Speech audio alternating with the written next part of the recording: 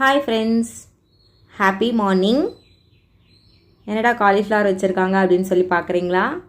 ஆமாங்க, ஃபங்க்ஷனுக்கு போயிருந்தோம். திருப்பூரில் கும்பாபிஷேக ஃபங்க்ஷன். சித்தி வீட்டுக்கு கிளம்பிட்டோம். அங்கே மதிய கெஸ்ட்டுக்கெல்லாம் லஞ்சு வெளியே ஆர்டர் பண்ணியிருந்தோம். காலிஃப்ளவர் சில்லி மட்டும் வீட்டில் ப்ரிப்பேர் பண்ணிக்கலாம் அப்படின்னு சொல்லிட்டு பண்ணிகிட்ருக்கோம். தங்கச்சி, நான், பெரியம்மா, அவங்க பேரை எல்லாம் ஒன்றா உட்காந்துட்டு பேசிகிட்டே கட் பண்ணிகிட்டு இருந்தோம். அவர் வந்த டயரில் தூங்கிட்டார். இது அம்மா.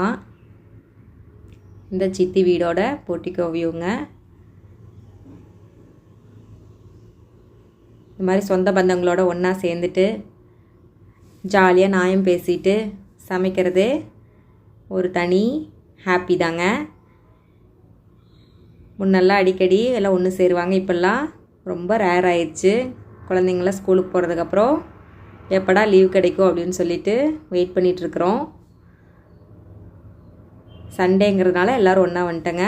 குட்டீஸ் 2 பேர்த்தையும் சித்தப்பா கூட்டிகிட்டு கோயிலுக்கு போயிட்டு வந்தார். பக்கத்தில் தான் கோயில், சவுண்டம்மன் கோயில் கும்பாபிஷேகங்க. 3 காலிஃப்ளவர் இருந்ததுனால எல்லோரும் சேர்ந்து உட்காந்து கட் பண்ணோம். எப்போவுமே காலிஃப்ளவரை ஃப்ரெஷ்ஷாக பார்த்து வாங்கி இந்த மாதிரி ரொம்ப பாருங்கள், நான் குட்டி குட்டி சைஸாக கட் பண்ணியிருக்கேன். அந்த மாதிரி குட்டி குட்டியாக கட் பண்ணிக்கோங்க. கட் பண்ணும்போதே ஏதோ பூச்சி புழு இருக்கான்னு பார்த்துக்கணும். காலிஃப்ளவரை எப்போவுமே சுடுதண்ணியில் போட்டு கொதிக்க வைக்காதீங்க. ரொம்ப பூச்சி இருந்துச்சுன்னா அந்த மாதிரி பண்ணுங்கள். பூச்சியே இல்லை அப்படின்னா நீங்கள் வெறும் தண்ணியில் வாஷ் பண்ணிங்கனாவே போதும். நான் இப்போ வெறும் தண்ணியில் வாஷ் பண்ணி எடுத்துக்கிட்ட உப்பு மட்டும் போட்டு வாஷ் பண்ணி எடுத்துகிட்டு வந்துட்டேங்க. நல்லா தண்ணியை ஃபில்ட்ரு பண்ணிடணும். இப்போ நான் ஒரு 25 கிராம் போல் வரமிளகாத்தூள் எடுத்துருக்கேங்க. அது 50 கிராம் பாக்கெட்டு. நான் 25 கிராம் போல் வரமிளகாத்தூள் போட்டிருக்கேன்.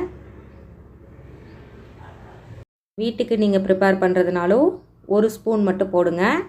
நாம் எப்போவுமே கொஞ்சமாக தான் எடுத்து செய்வோம். இது நிறையா பேருக்கு செய்கிறதுனால நான் சொல்கிற அளவுகள் கரெக்டாக போட்டிங்கன்னா சரியாக இருக்கும். 1.5 கிலோ பக்கம் இருக்குங்க பூவு. இப்போ உப்பு தேவையான அளவு போட்டுக்கோங்க.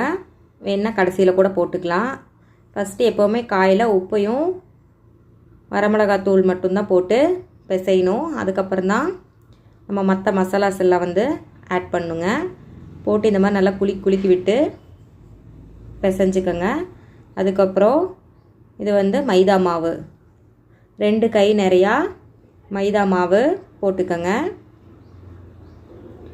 அதையும் நல்லா எல்லா பக்கம் ஸ்ப்ரெட் ஆகிற மாதிரி கலந்து விட்டு பிசைஞ்சுக்கோங்க. மைதா மாவு எதுக்கு அப்படின்னா கோட்டிங் நல்லா ஒட்டி வரும் நம்மளுக்கு. அதில் அந்த பசத்தன்மை இருக்கிறதுனால உங்களுக்கு மசாலா உதிராது.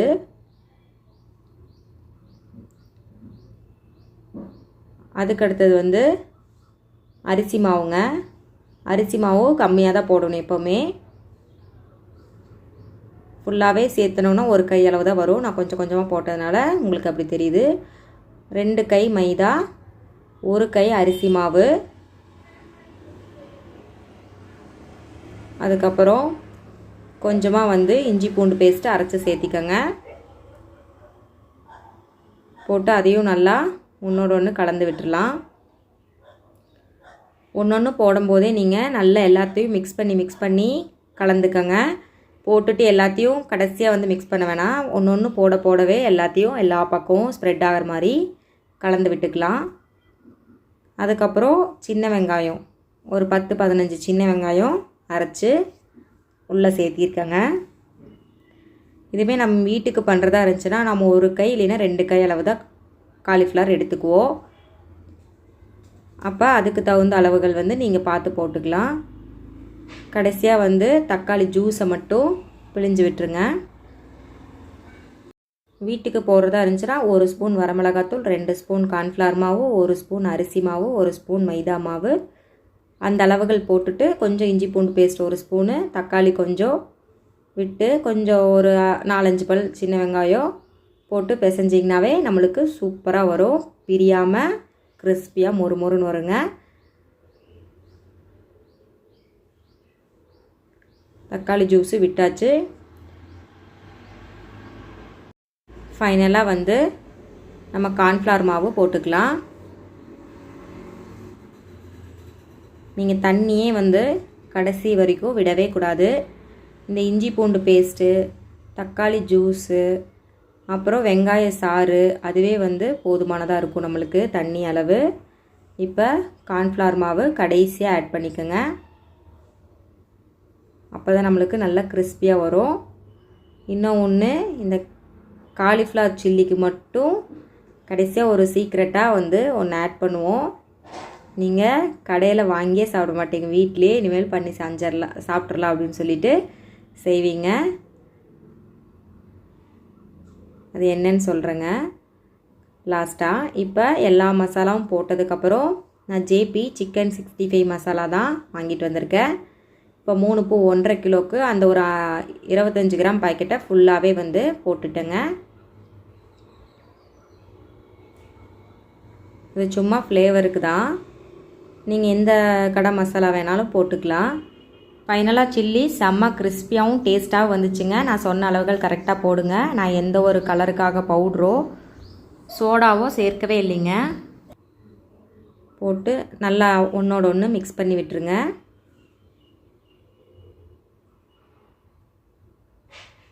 சில்லி எப்படா ரெடி ஆகும்னு எல்லோரும் எதிர்பார்த்துட்டு இருந்தாங்க. எல்லாருக்கும் சரியான பசி. நாங்கள் வந்ததே வந்து ரொம்ப லேட் ஆகிடுச்சு. மதியம் பஸ் கிடைக்காம லேட்டாக வந்து சேர்ந்தோம். அப்புறம் எல்லோரும் அவளாக பார்த்துட்டே இருந்தாங்க. ஃபைனலாக வந்து இந்த பொரிக்கடலை, பொட்டுக்கடலைன்னு சொல்லுவோம் எங்கள் ஊர் சைடு, சட்னிக்கு போடுற அந்த கடலையை நல்லா ஃபைனாக அரைச்சி ஒரு கை கடைசியாக ஆட் பண்ணிக்கோங்க. அது கூடயே ஒரு 5-6 சோம்பு போட்டு அரைச்சிக்கிட்டிங்கனாலும் சரி, இல்லை அதை கடலையும் மட்டும் அரைச்சி ஆட் பண்ணிவிட்டு சோம்பு வந்து ஒரு ஸ்பூன் ஃபுல்லாக மேலே தூவி விட்டுக்கிட்டாலும் சரிங்க. போட்டு கொஞ்சமாக எண்ணெய், கடலெண்ணெய் விட்டு பிசைஞ்சிருக்கேன்.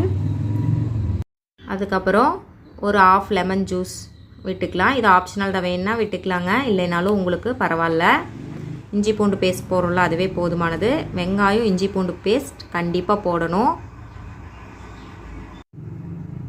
மசாலா ஃபுல்லாக எல்லாமே போட்டாச்சுங்க. கடைசியாக வந்து பாருங்கள், சோம்பை நான் அப்படியே மேலே போட்டிருக்கேன். நீங்கள் வீட்டுக்கு செய்கிறதுன்னா அப்படியே கூட போடலாம், இல்லைன்னா ஒரு ஸ்பூன் பொட்டுக்கடலையோட ஒரு 1/2 ஸ்பூன் ஜீரகம் போட்டு, சோம்பு போட்டு ஒரு அரைச்சி சேர்த்திக்கோங்க. ஃபைனலாக வந்து ஒரு 10 இலை போல் கருவேப்பிலையை குட்டி குட்டியாக கட் பண்ணி உள்ளே சேர்த்திக்கோங்க. நல்ல மணமாக இருக்கும். சாப்பிடும்போது அந்த சோம்பு அந்த கருவேப்பிலை ஃப்ளேவரோடு சாப்பிட்றதுக்கு சில்லி செம்ம டேஸ்ட்டாக இருக்குங்க. இப்போ எண்ணெய் நல்லா காய வச்சுட்டு ஒன்றா எடுத்து உதிர்த்தி விடுங்க. அப்படியே அள்ளி அள்ளி போட்டுறாதீங்க. எப்போவுமே வந்து சில்லி போடும்போது கடையிலெல்லாம் பார்த்துருப்பீங்களே, எடுத்து கையில் இப்படி உதிர்த்தி விடுவாங்க. அந்த மாதிரி உதிர்த்தி விடுங்க. பாருங்கள், ஒன்றா வந்து தனித்தனியாக நிற்கிது. அதுக்கப்புறம் எடுத்து வச்சுட்டு ஒரு 2 நிமிஷம் திருப்பி உள்ளே போட்டு பொரிச்சிங்கன்னா நம்மளுக்கு கிறிஸ்பியான காலிஃப்ளவர் சில்லி ரெடி. நீங்களும் இதே மாதிரி ட்ரை பண்ணி பாருங்கள். வீடியோவுக்கு மறக்காமல் சப்ஸ்கிரைப் பண்ணுங்கள், உங்கள் ஃப்ரெண்ட்ஸுக்கும் ஷேர் பண்ணுங்கள், லைக் பண்ணுங்கள். வாங்க காலிஃப்ளவர் சில்லி சாப்பிட்லாம். தேங்க்யூ ஃபார் வாட்சிங்.